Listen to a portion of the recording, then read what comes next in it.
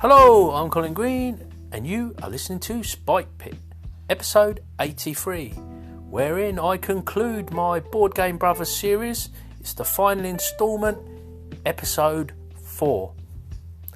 Before I get to that, I'd just like to give a shout out to all the folks on social media that are, they're maybe not calling into the show. Some are not. But just the guys who I know are out there, they're emojiing my posts every time I put up an episode, liking and sharing and subscribing. Whatever you're doing, I just want to say thanks to you guys, the kind of the silent masses, as it were. And every little bit of support is just as valid. And yeah, just want to say thanks. I appreciate it.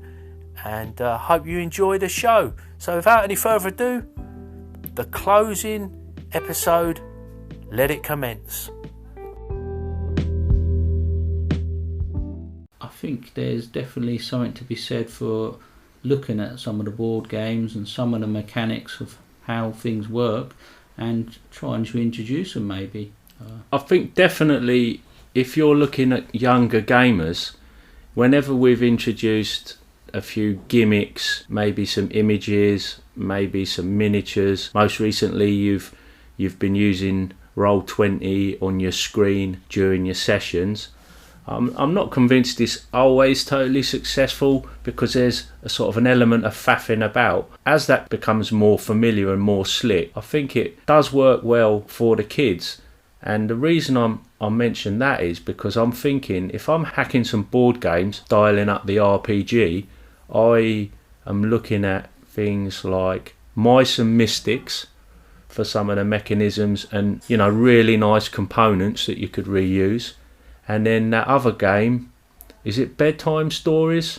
Stuffed Fables. Stuffed Fables, yeah. And that had some really good dice mechanisms in it that I'd like to revisit. It's all D6, but it's got that bag building, colour-coded D6 thing going on that I thought was a really strong system, but we haven't played enough of it yet. We need to play through it, but both of those have got a lot of potential, I reckon. I've got many, potentially hundreds of games that involve dice in my collection, and just what you said there, another aspect that I've always loved in board gaming is dice drawing from a bag, or the other main mechanic that I do like is deck building, where you're building a deck of cards or dice that they sometimes use. So elements like that I think could be introduced to role playing. I'm not sure how or which games they would best work in, but I think there's definitely things that could be done or looked at. Other games that come to mind off the top of my head, a game called Dice Forge, where you've got a dice and everyone's dice start the same, but as you advance through the game you invest to upgrade your dice. So you'll take a side of the dice off and you're basically upgrading your dice. Something that I thought could be done on a role-playing level, so you make your dice more defensive, or you make your dice more aggressive so you do more damage, or you make your dice more chance of doing magical effects, or however you structure your system.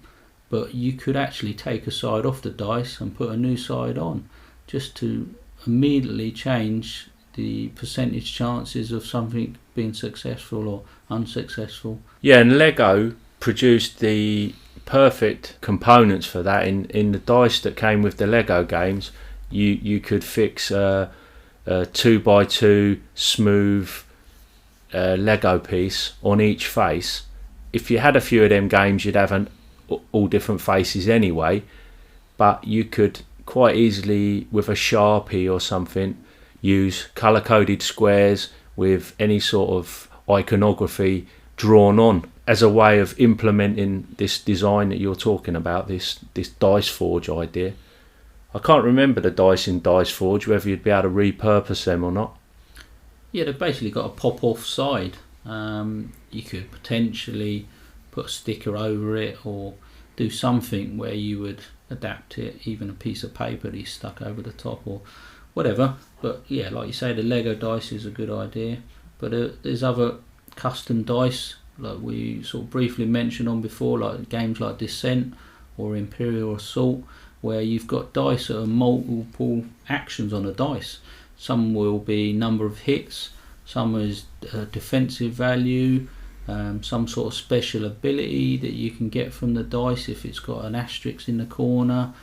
Some of them do a range for shooting purposes. So they've got these custom dice. Again, I think could work very well in role playing. Number of hits against number of defense or shields. Players roll into attack and the GM roll into defend, and like vice versa, so that both players are taking part in a combat instead of just one side rolling the dice and doing all the action. You've got both sides invested, so you're not sitting there waiting for your turn necessarily to come round to roll your 1d20 maybe.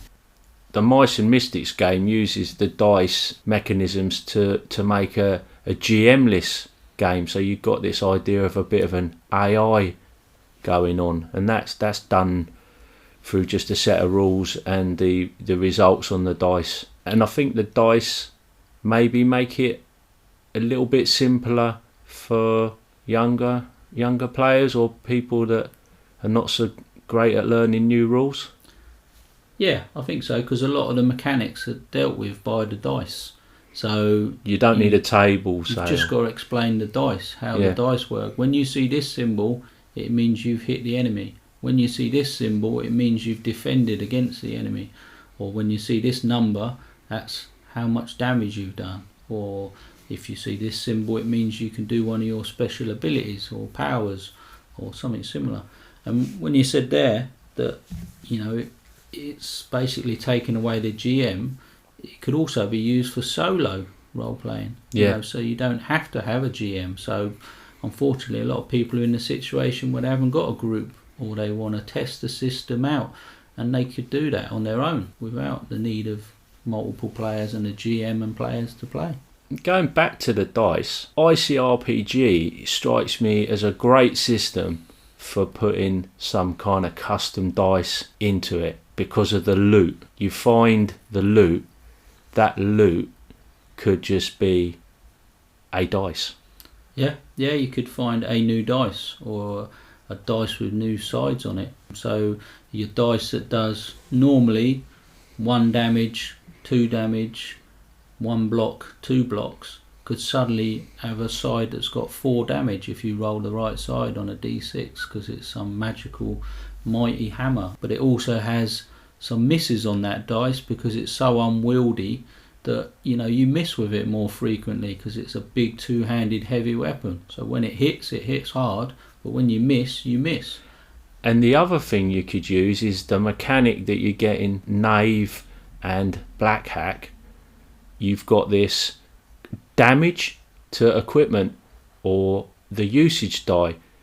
So instead of dropping down a die type or having to record your damage to your armour or wear and tear on your equipment, you just pop out that die face and put in a degraded or a tile that represents a degraded ability.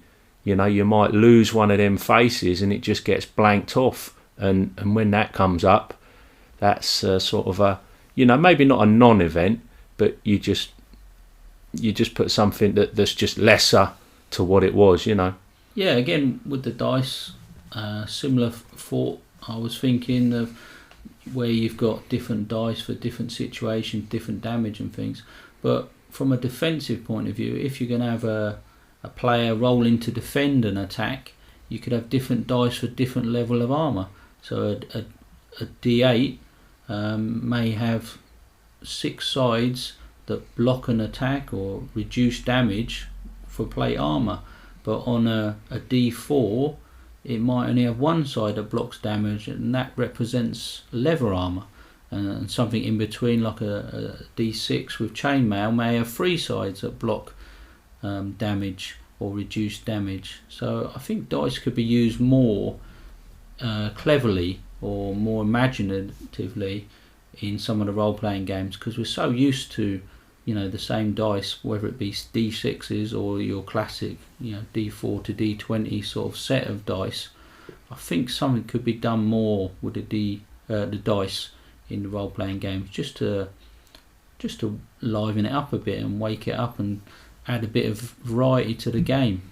Especially if you're talking like DIY RPG, you're not talking about putting out a product. It doesn't need to be really in any way, shape or form particularly practical. This is just what you and your group are going to do, and it's maybe a glorified type of play testing or prototyping. You're sort of prototyping with the dice. I think it could be really good because you save on a lot of written rules. You code this up, and you don't need to. If someone finds the longsword of badassness, as the DM, you just give them this dice and say, you've got the longsword of badassness. When you attack, roll this. They don't have to understand all the ins and outs of that. That's maybe a paragraph or more. They've just been given a dice.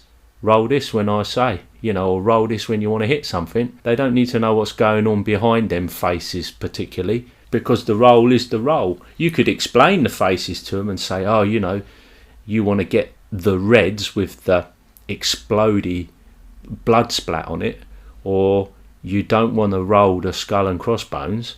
All the sort of probabilities and things like that don't need to be known, don't need to know the ins and outs of it at all, and don't even really need to write it on a character sheet. They just got it in front of them. Yeah, I think there's a lot of mileage in it. Yeah, I think there's numerous ideas. I mean, you don't want it to the point where you've got 30, 40, 50 different dice, and it could end up complicating the system. But if it's a fairly straightforward system, like the Black Hack and some of those games where you only do D6 damage whatever weapon you're using, I don't know if that's the right system, but there are systems where you do damage like ICRPG. And some of the spells, you could have 2 or 3 dice that cover all the spells in a way. How much damage does a fireball do? Well, you roll the red dice, the fireball die. And if you're doing the sleep die, a sleep effect or some sort of charm or something that's going to affect what the NPC or the monster does, how long does it last? Well, you roll the spell dice for charm or any sort of interaction with the monsters or other characters' dice. And it may not be a 1 to 6, it may be a 2 to 8 on 6 sides, but just random numbers. So you've taken all the sort of working outs out of it, and you've just rolled a dice. You get a 4 or a 6 or whatever. So within our groups, you're fairly famous for your love of board games with dice, and I like my dice, but I'm pretty much a cards guy. I really like cards because of the images, and you can get a lot of stuff on a card. A similar thing could be done with cards, couldn't it? You've got your character is a deck. Yeah, I mean there are a number of board games that use that sort of thing. If I come back to Gloomhaven being one of the most obvious ones with our role-playing tie-ins, your health is your deck. So your cards is your health. So if you lose all your cards, you're basically unconscious or dead. But in the game, you don't really die. But all those cards have an attack or a special maneuver on them. So they're also what you do in the combat situation. So you play your wild slash that attacks 2 characters directly in front of you, and it does this much damage. The next turn you play a different card that may be a parry card that gives you +3 to your defense for the turn, but doesn't do any real impact fighting or damaging the opposition. So it's a very defensive card. But you use those cards up and you have to go through your whole deck of cards before you then have a short rest or a rest that allows you to get your cards back. But then if you're hit and you take damage, you lose cards. So those abilities are lost.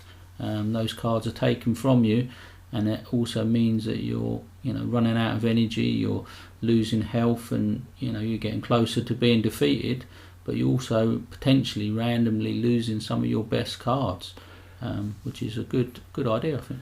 That seems ideal. That is exactly the sort of thing I want to see crossing over from a board game into my RPGs. And we have seen cards in RPGs. They're not unheard of. They've got combat in Mouse Guard, and I don't know whether that also means Torchbearer and Burning Wheel, but I've got a copy of Mouse Guard, and it's got these cards that you're using in combat. But you've got spell cards and magic item cards, deck of many things, stuff like that has appeared in D&D. But as far as my experience goes, they haven't really pushed cards very far in role-playing games. I dare say they're out there, and I'd be definitely interested to hear about more examples. But if I was to go from this conversation now and explore this idea of the kind of potential for taking from board games and improving your RPGs, definitely that Gloomhaven system has got my interest, along with the pushing dice further. Yeah, I mean, basically when you're talking about dice, it's percentages. So you're just rolling your percentages to see if you hit or not.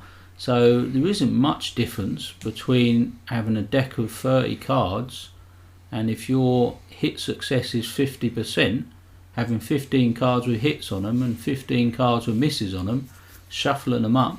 One day you get 4 hits in a row, another day you get 5 hits in a row, another day you get a mixture of the two, and then reshuffling it before the next combat. But obviously you wouldn't keep it as simple as that. You can add a lot more variety. But again, with advancement, you add in cards, or you take out cards, or you make those special abilities do more effects, or do more damage, or hit more enemies at once. What I like about that is, I interrupted you there because I didn't want to get too far away from the shuffling.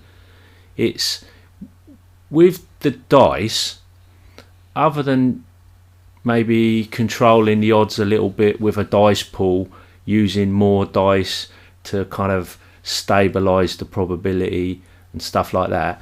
With the cards, you've got this real potential to know what's coming, or like card count, and have control of the frequency of things. And it's all about that shuffle. You can have mechanisms that mean that you have to shuffle, or you can't shuffle, and then you've got discards, and it's sort of you can manipulate the dice, and like we said, you can change the faces and that. But with that deck of cards, you've got pretty limitless possibilities for manipulating how it all the card flop, basically. And that is probably a bit of a design nightmare, but there's a lot of possibilities, and putting actual information on the cards as well, which is something that you get with board games that you don't really see. In role-playing games you get cheat sheets, you've got a character sheet, but most of the rules, they're in the rule book. Yeah, I mean, like I say, with the cards, I think there's massive possibilities with that. As you said, you can have a fumble card that puts all your misses back into your deck without shuffling or something, or a critical that puts all your hits back in, or some sort of special abilities. If you want to reshuffle your deck, you have to basically miss a sort of combat round or something, because you know that you've got 4 out of 5 of your hits, and there's another 5 misses coming, or whatever. So it becomes more tactical rather than, there is still a large amount of luck based there, but it may be a different approach to the game rather than the rolling the dice. I've had numerous evenings where I just can't roll above a 10, and I've been sitting there all night. Well, you could have powers where you go through your deck and select a card. Yeah, there's endless possibilities with a deck, isn't there? Yeah, and size of the deck as well, number of cards in the deck. Yeah, a lot of deck builder board games, to improve your chance and your deck building, you remove the weak cards from your deck. Your starter cards are removed. A classic game is Dominion for that, where you start with very low money in it's called copper, so it's very low value of 1, whereas you can get silver and gold, which is 2 or 3 times as powerful. And part of the game a lot of the time is removing those lower cards, the ones, the coppers, and making your deck stronger and smaller at the same time, so these things come up more often. So again, it gives you the chance to advance your deck. So in a role-playing sense, you could advance your deck. You could take weak cards out as you advance up the levels, or you can have custom-made decks. So a fighter has one deck, a wizard has a different deck, a thief has a different deck. So instead of trying to explain the rules to someone, you say, this is your deck. When you see this symbol, this is what it means. For everybody uses the same symbols, but you as a fighter are going to see more of these sword symbols, because that means you've done more hits and more damage than the wizard, who's going to see more of these magic-y sign symbols, which means he's been successfully casting a spell. I mean, you could even take the deck to incorporate story elements and encounters and anything, terrain. The whole thing could be like you could take the contents of your random tables and turn them into cards. And I mean, I know that's been done. There are encounter decks and things like that are knocking about, but a whole card-based RPG. I mean, the index card RPG is index cards, but you're not really. It's not card based. It sounds like it is, but it's not card based. But it could be. Yeah, I mean, the cards in ICRPG are more to tell the story and the monsters and the setting and the adventure. And for, instead of having a map with figures, you have the cards to describe the environment and things. So you still roll dice, it's still dice based, but it could be card game based. And it's just saying that has reminded me that I actually took all the rules, printed them off small, and made them cards. I've got all the monsters on cards. I've got the rules on cards. I've got the the actual, like you say, the artwork, the encounters and all that stuff on cards. So I have almost got a card version of that. The only thing I haven't really got is, like you say, the randomizer, and that's easy done. And I've printed off the magic items onto cards as well. Well, there you go. So you've also got a magic items deck. So that might be a good starting point if we wanted to experiment with this. It's probably the perfect game to do it with as well. But I would say that we'll have to, or I will at least have to show you the way that Gloomhaven does it, because they've got that card system in place. I'm not saying it's going to be perfect for a role-playing situation, but I think it would give people a lot of ideas.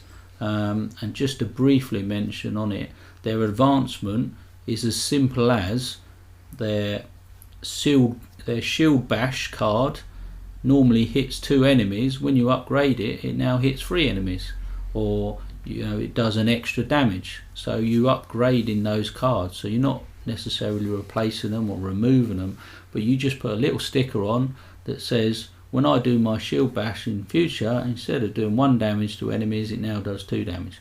So a very straightforward system, but works quite well and quite clever, I think. So I think we can safely say, watch this space for that. And I'm probably going to take some of these Ray Otis games and hack some cards or strange dice into them for starters, and see how that goes. Get a game of Gloomhaven in, and have another. well, have a further look at ICRPG, really. And we've probably done what we set out to do, which was discuss this subject, and we've thrown out some ideas for people to think about. And really, if you haven't got anything to add, I would say if any of this, listeners, catches your imagination, call in, let us know, and perhaps we'll continue the discussion further with an update or with further thoughts. Yeah, I'd just like to see if anyone knows of systems out there that we've sort of briefly touched on from the board game perspective. Systems are out there that are using some of these mechanisms that I'm not aware of, or my brother's not aware of, that could bring to light. And if they think any of their systems that they've played that some of these things could fit into. So yeah, intrigued to hear what people have got to say.